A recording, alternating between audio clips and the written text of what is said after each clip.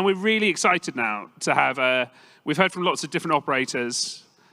We've heard from operators who have focused on one thing. We've heard from operators arguing for verticalization. And we're delighted to have Jet Access. We've got Quinn and David. And we're going to start with you, Quinn. Why on earth did you want to buy an operator? Sometimes I question that myself. But a little bit of a story here is, our family we grew a pretty big business in convenience retail. My parents started it in '79, and we grew that into 56 stores, another 83 we were supplied in the Midwest, and about 800 employees. But there was a lot of strategic headwinds in that industry. Electric cars, cafe standards. We were really proud of what we built, but we felt like my parents and I were the partners in the business, and it was probably time to do something different. And so we decided to exit that in 2018. But the interesting thing about that business was, I don't think there's anything more transparent than buying a gallon of gas at a convenience store. Your price is right there on the street for your customers to see, for your competition to see. There was no barriers to entry in that industry, and one is, I was interested. I like anything that goes fast. That's fun. But it was an interesting business challenge in aviation, because juxtaposed with what is so transparent of what our former life was, there was a lot of lack of transparency in business aviation. It's extremely complex.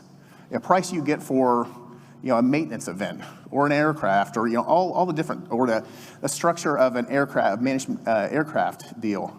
It's so complicated. So we thought, if we can come in and build something interesting and provide transparency, there should be a big opportunity to take care of our Jet Access employees and grow a great company and take care of our clients as well.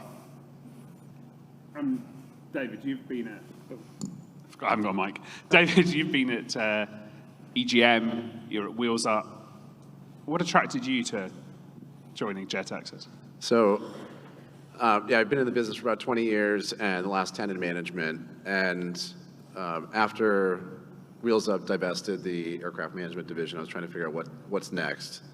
And a mutual friend of ours from Magellan Jets, Anthony Tivnan, said, you need to talk to Quinn. And I knew Jet Access from Jack Lambert. Myself and one of my coworkers at EJM helped to get Jet Access to be a vendor for EJM. But I didn't know what happened after the company was sold. And so I talked to Quinn for about an hour on a car ride, and I said, I think I need to come to Indianapolis and see what you guys have. So the following week I went out there, and he took me to 3 of the company's FBOs. I saw the MROs. I saw, for anybody who's ever been to Eagle Creek, it's like a MC Escher painting with like all these little different rooms where there's like a turboprop here and a prop plane there and a jet over here. And then it's like, all right, well, what about the aircraft management business? And so we've taken, or what they did is kind of pared back the business a little bit to make sure the owners that we had in the aircraft that we have align with where the company is today. And so for me, I saw the opportunity of, we're going to grow in FBO, we're going to grow fuel, we're going to grow MRO. It's a real company where it's not just a sales organization. And that, I think, really impressed me the most. And to your credit, Ali, when I was driving the Quinn from one FBO to another after going through this story, I said, you know what, you need to be at CGI next year on the stage and tell the story.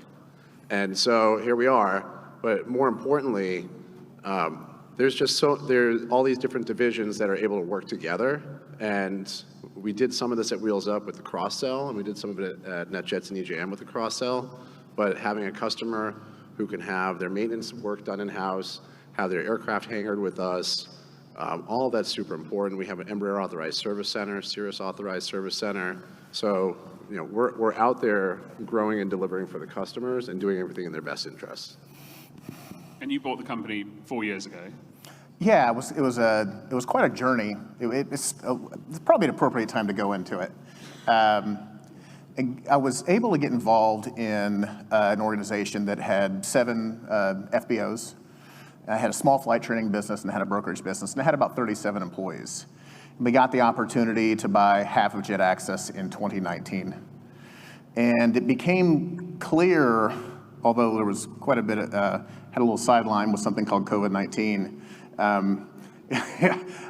but it became clear through 19, slight pause in 20, and back to 20 when we were talking about our strategy. If we can put flight training, charter management, maintenance, FBOs, and brokerage all together, overlay best-in-class technology and a people-centric culture, this could be fantastic for, one, our Jet Access family members, and then particularly for the clients of Jet Access. All that value proposition together should be a very, very powerful value proposition for our clients.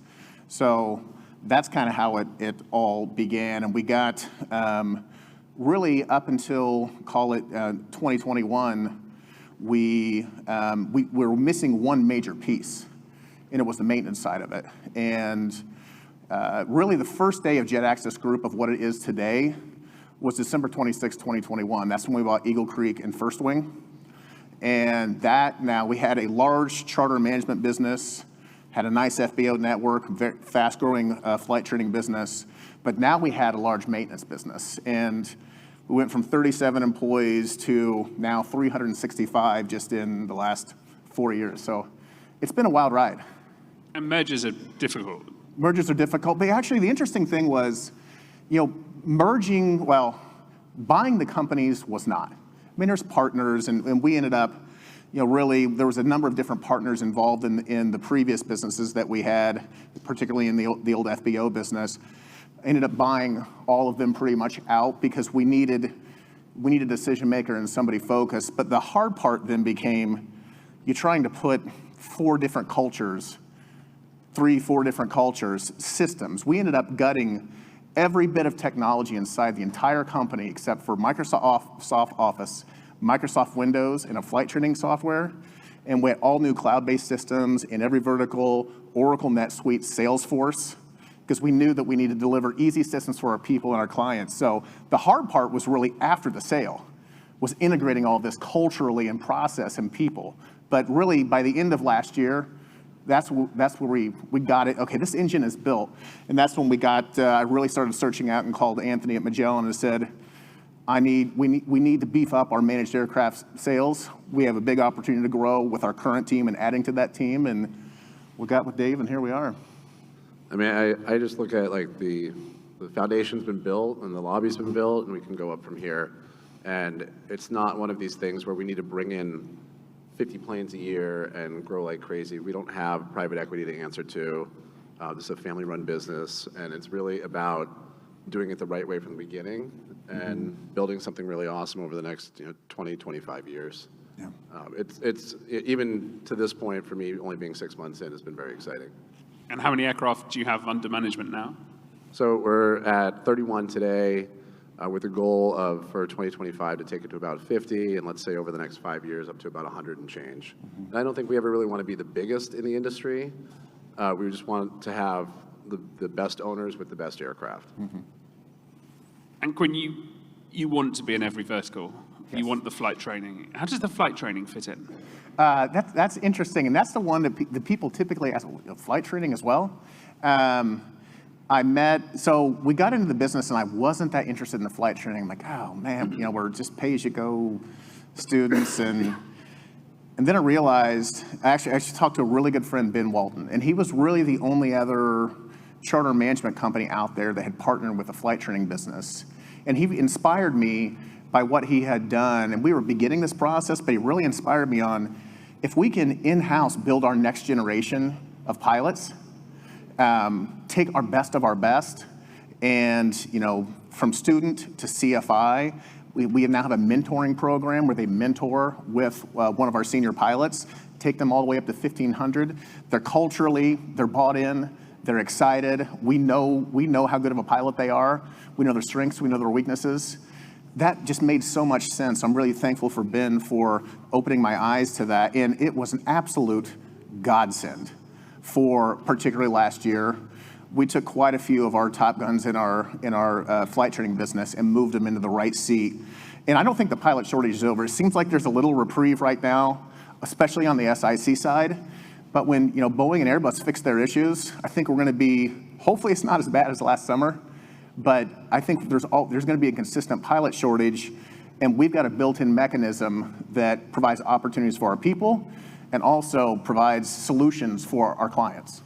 It's interesting. It is. It's not normal. Did you want to? Yeah, so to kind of piggyback on that, we have a pilot who's here today, and he has gone from being one of the trainers to flying in the right seat and soon to be in the left seat of one of our aircraft. And for myself, I've brought on 3 planes in the past few weeks, and we're set up in a way so we're making sure we're not scrambling right at the end to find the pilots who can fly the planes. Everyone knows at year end, some people need to do 135 flights, and we're making that happen. But we're making it happen because of the flight school, and those aircraft have candidates immediately available, known to us, that we can go and hire. And frankly, for most of them being in the Midwest, their salaries are a lot less than we're budgeting for, and they're okay with it because they want to stay with us and they want to stay with Jet Access. TJ. He's shaking his head, didn't want to be picked on at all. We're proud of you.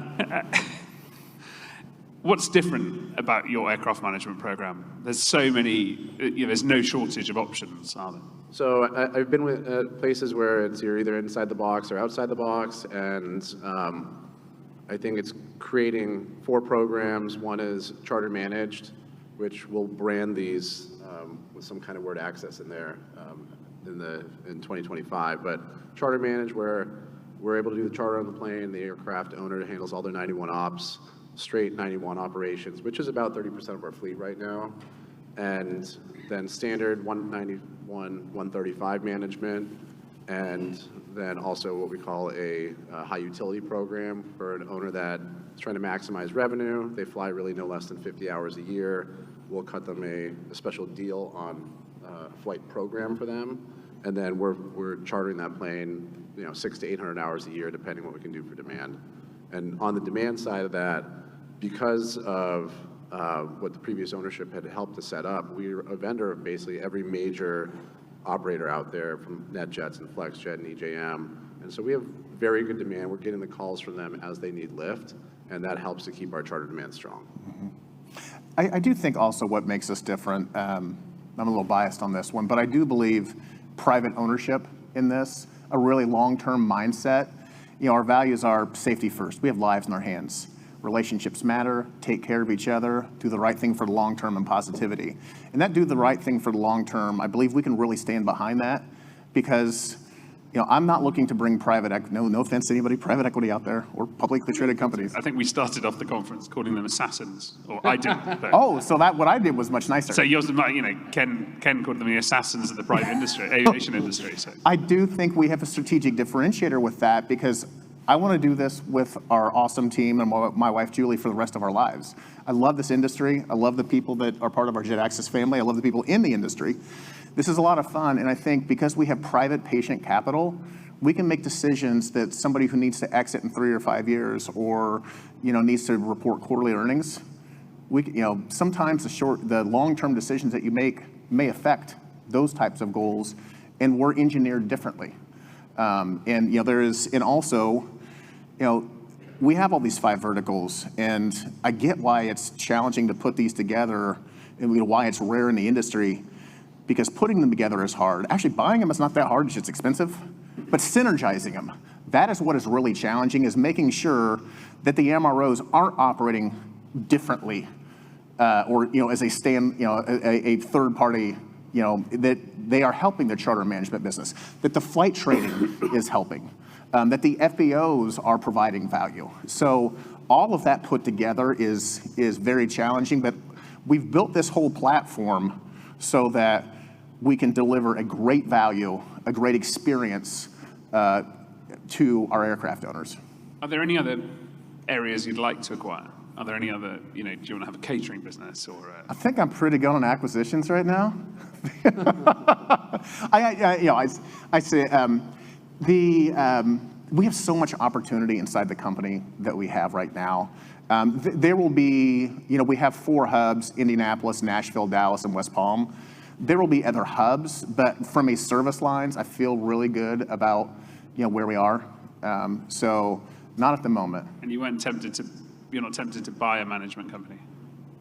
Do you think it works? No. I mean, we want to grow this the way we want to grow it. And coming from my experience at Wheels Up, which was amazing, but all those acquisitions that happened all so quickly, and during COVID, which I think that hindered some of it, it's trying to combine some of these very specific cultures is a real challenge. So Quinn and team have built an amazing culture already.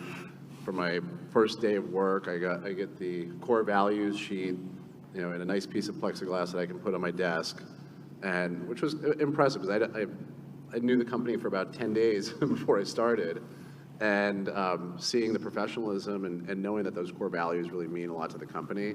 I think acquiring a similar sized company would be too much of a challenge, and I don't see the real benefit in it because you're paying all the extra money to do that while you might not be getting all the revenue, and a lot of these contracts are not necessarily going to bring the aircraft with them.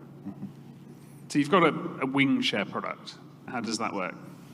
So it's a small program. We have 2 aircraft currently enrolled in Indianapolis, third one coming in mid-2025. And it's small and home-based, meaning that the aircraft are based in Indianapolis. We'll expand to Nashville and Dallas and Palm Beach at some point. But the idea is over the next 3 to 5 years, it's somewhere between 4 and 6 aircraft, similar models, let's say like an Excel and a Sovereign, or a CJ3 Excel Sovereign, that kind of thing. And it's only 6 owners, 75 hours each, which means that the aircraft aren't going to get ripped apart and flown 1,200 hours a year. And it's also a small amount of owners in that space, so that you're not trying to sell 16 shares of any of these aircraft. So the purchase price is a little bit lower, the residual value is going to be higher, and then the hourly rates are really, we're not trying to be the least expensive in this, and we're not trying to be the most expensive, but it's a good value for what you're getting. And we were able to sell all the shares in the other 2 planes that we have right now. So it's just a matter of working on a slow and steady expansion of that. Okay, so you're not going to buy anyone, or you're not planning to. Never say never. Never say never. But, and you've got the foundations in place. You've got the system. Yeah, and so one of the things on future growth, besides growing the aircraft management division and charter, and as everything else grows organically, we'll probably have more locations around the country in the next 3 to 5 years, and somewhere in the Northeast, maybe another location in Florida, maybe somewhere Utah area or Phoenix area, but it's going to be the same strategy where we're not trying to be we're not at Indianapolis International Airport. We're at 3 airports around that, which is closer to where the owners are as opposed to being at the major hub. And so I think for any of these locations, as we look at it, we're not trying to be at the biggest airport. We want to be at the right airport for the customer and what actually makes sense for us too. Yeah, reliever airports in major metro areas, and how I see us growing potentially is, how we've historically grown. We've seen some RFPs come out. And the FBO, we believe, is the foundation for what we do. And then we layer over all the verticals, and then we layer in our strategies, then we layer in our fractional ownership as well. And that optimizes that margin opportunity at that airfield. So yeah, we've got our future eyes on some things. I don't think there will be anything in 2025, but we'll always be opportunistic. But the expansion going forward will most likely be hub-based. Let's get another hub and then take the great formula that we have and replicate it. I think it's also being in aircraft-friendly areas too, so where we can expand there. But let's say we're going to be building another FBO at John Tune in Nashville, and which is very exciting. And Nashville is growing like crazy as a aviation area, and our Dallas location, which is Dallas Executive, is opening up in a few weeks. And we've actually leased half the hangar over to a company called Jets MRO. So we'll have a maintenance facility that can help out. Well, it's not our maintenance facility, but it's somebody that we know and trust who can actually work on our customers' aircraft. But then Dallas Executive has the room to grow as well. If we grow there, we can continue to grow at that airport with really and not having many issues. So you've worked, Dave, at some of the biggest, well, probably the biggest aircraft management companies. Is there a point when they get too big? Because I'm guessing at the moment everyone's got your mobile number. If anything goes wrong, you'll get that call in the middle of the night. Yeah, it's. I think both of the companies I've worked at, they understood being too big, and but it comes down to the personalization and knowing you can get a hold of somebody when you need to. And I do set the expectation, and I'm going to continue to grow it with our company, where I'm the executive that can help them get what they need to get done, but I'm going to make sure that my team makes it so that they don't need to call me. And so every now and again, I'll get that call, and we figure it out, and it's fine, but they're not calling me at midnight on a Saturday to do anything, because we have a great team supporting us. And I think at all of the other companies, they have great teams supporting them as well, but I think it makes it easier for those companies to grow the way that they're used to. And for us, it's going to be building each of these programs around the customer from the beginning. And that's where I really saw the opportunity here, is when you have 25, 30 planes, you can really build it the way you want to, as opposed to the way it's always been. And is it regional? So the senior guy at each base, you have a senior guy who manages aircraft management. Yeah, so it'll who's at be the FBO, sees the customers come in and out. At the FBOs, I mean, they get used to seeing the same customers over and over again, but we have aircraft that are not at our core locations. So we have aircraft at Bedford, we have an aircraft in Little Rock, so certain other locations outside of where our bases are. What I will do, or we'll look to do as a team, is to market to aircraft that are based near our hub locations, but we can manage aircraft anywhere in the And we manage an aircraft out of Portland, Oregon. So I mean, it's all over. So half the fleet's kind of in our hubs and half the fleet's not. Okay, we've got a couple of nice questions. So earlier today, there was a discussion about commercial air service challenges in small to mid-sized cities. Where the airlines would have a commuter shuttle between them. Are you benefiting from? Yeah, like totally. I mean, I have my first deal I brought on was a gentleman who bought a CJ3 Plus, and he's in Indianapolis, and there's no non-sub flights to Omaha. So he bought the plane. We operate it in a way for him that makes sense. So yeah, it's not first class commercial prices, but it's helping him to get, just like the value of business aviation, getting to 3 cities in one day for his company. Now he can do that, where he realizes he absolutely could not do that commercially. But that was it was a perfect example is that first guy that we signed up with the CJ3. Here's a softball question from someone in the audience. Suresh, that was you, wasn't it? Why do you think there is such a drop-off in service and support and care from privately owned FBOs to the consolidated private equity-owned ones? Do you agree with this? Do you think that? Well, of course you do, don't you? I believe it's a strategic advantage for us to be private. And it just, we're building a culture that that lasts 10, 15, 20 years. The training, the inspections, the leadership summits that we're doing. And when you put all of that together and get people rallied around one particular vision and one particular way that we like to do service, You're big enough to SPAC. we're not SPACing either. So I'll give a quick story. When the day that I came in to meet with Quinn, and we were at Eagle Creek, and he's giving me the tour around. First, he knew everybody's name who was there and was saying hello. Nobody was afraid of him. Nobody was worried for their job. And as we're kind of finishing the tour, there's about 20 mechanics that were sitting in the lunchroom. And Quinn gets up and he's like, "How's everything doing? Sorry, I haven't been here in a few weeks. What can I do to help you guys?" And the kind of mutual respect he had for them and that they had for him is what really impressed me, because there were some guys who were like, "We need some steaks," and which I'm like, okay, but the real guys were like, we need more people. And so he takes it to heart and he says, well, if that's what they need, then we're going to deliver on that. And we had a goal of hiring 6 new guys by the end of the year, and they're already hired right now. So we know that they needed help, and we want to make sure that we keep those guys at our shops and they're not going to competitors. And frankly, in Indianapolis, there's Textron right there, so they're the big name in town, but we're going to end up being the bigger name in that town. Yeah. And in 5 years' time, how big? Well, I think that was one of the things that impressed Dave when we came in as well.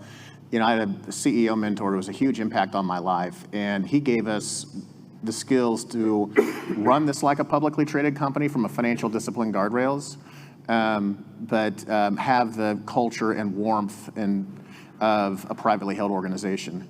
And so we actually have our business, mapped out 10 years of what it should look like per how many aircraft, how many FBOs, how many maintenance facilities, what the revenue should be, how many people. So, I think it's at, what do we got, I think it's 6 years from now. I'm trying to remember because we did it last year. I think we have it at 88 planes, where we add a hub every year or two. Later on, we're adding one every year, but it's kind of a hub every year or two at first. So we're going to be a lot bigger. We have it mapped out exactly what we want that to look like per every single vertical, and we're going to hit it. But also, this isn't about being the biggest and the best. Well, it's about being the best, but it's not about being the biggest, because the biggest is not always the best. It's about delivering an awesome experience. Actually, I'm going to take a little bit of a step back here. So one of the things I'm most proud of that we did in our previous business is we had 800 employees that were, they were low-wage retail employees, and we won a 100 best places to work. And how we did that was, we didn't focus on our customers. We actually focused on our people. We thought the best way to deliver a client experience, a great customer service experience, is to focus on our people first. It was actually a Disney concept that I read a long time ago. And so we won 100 best places to work. So I know that if we build a great company and take care of our people, it's going to grow. At what pace? I've got some ideas of what that's going to look like, but it may be a little bit less, hopefully going to be a little bit more. But if we take care of our people, we are going to be able to deliver the best client experience to any of our clients, and particularly with the infrastructure that we built, the experience for our aircraft owners. Right. I'll give you the easy answer. 100 aircraft and an additional 2 or 3 locations. 100's so round, but we'll get there and beyond. It's the goal. Very quickly, Joe Barber has said, how do you know your customer checks to make sure you're getting the right customer? And I think one of the secrets of Aircraft Manager is there's great customers and there's awful customers, and you don't want the awful customers, do you? No, you don't want the awful ones. Obviously, you do your due diligence on who the customers are, but for those of us that have been in the business for a while, there's some customers that have moved from one company to another, and I would say the majority of my colleagues and I talk quite a bit, so we know if there's a bad apple out there, you might want to just take a pass on them. And then for the new customers, most of them are represented by somebody we know as well. And that person's going to give you a heads up on, they like this, they don't like this, and here's what to watch out for. And there's some people where you're like, it might not make sense. And so you might make the deal a little bit harder and not forgive as much and let somebody else win that deal so that they can deal with that person instead. And Quinn, no regrets. You don't go, I should have gone into sheep farming. Absolutely not. This has been the most challenging thing I've ever done professionally, by far. And it's the most enjoyable thing by far. I shouldn't say by far, because I love what I built with our parents. Sorry, Mom. But it is, this is, my parents and I built something together. But this is nice to have them supporting me, but doing something on my own, it's been unbelievably complex, and I feel so blessed every day to be able to do this with our team, with the support of my family. And to be fair, they're smiling, so I'm not sure they're that bothered about not having to work with you anymore. Fair. Thank you very much. That was great. Thank you. Thank you. That was really good.